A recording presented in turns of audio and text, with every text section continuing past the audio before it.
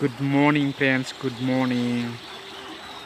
आंनि गोदान मोनसे भिडिअआव नोंथांमोनखौ बरायनानै लाबाय लोगोफोर। स' दिनै जायनाय वाटार फ्लुड फुरा हाउसफुल, न'आव लोमजोब्बाय लोगोफोर। नाय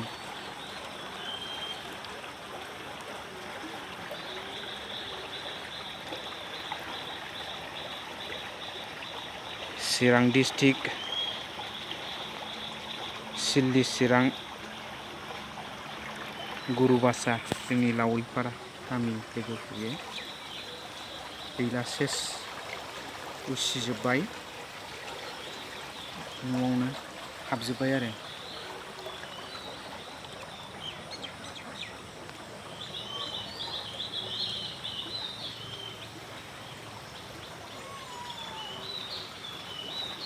लोमजोब्बाय नै ओरैहाय।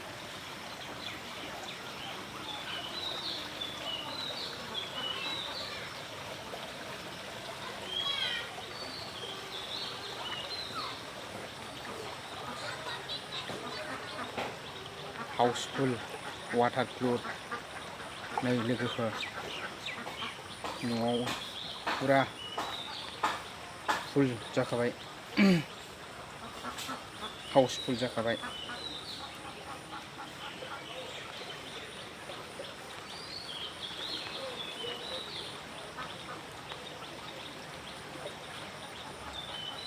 जोबोद अखा हानायजों दिनैजाय आरो दिनैजों मैयाजोंनि अखाजों नै लोमजोब्बाय लोगोफोर।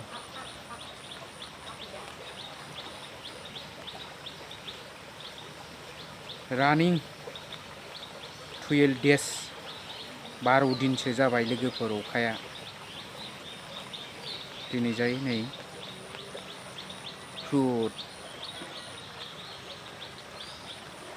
बेखौनो नोंथांमोननि सिगाङाव भिडिअ सेबखांनानै आङो होनाय जाबाय लोगोफोर। स' नोंथांमोना नै नुखाबायना जोंनि गामियाव माबायदि बाना जायो।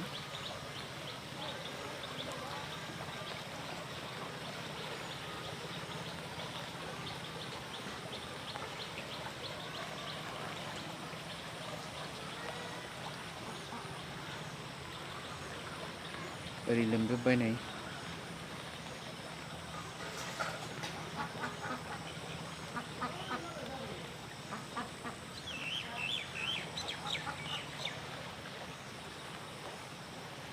बेखिनियावनो भिडिअखौ दोनथ'नाय जाबाय लोगोफोर। Thanks four वाचिं। बाय बाय लोगो नोंथांमोन।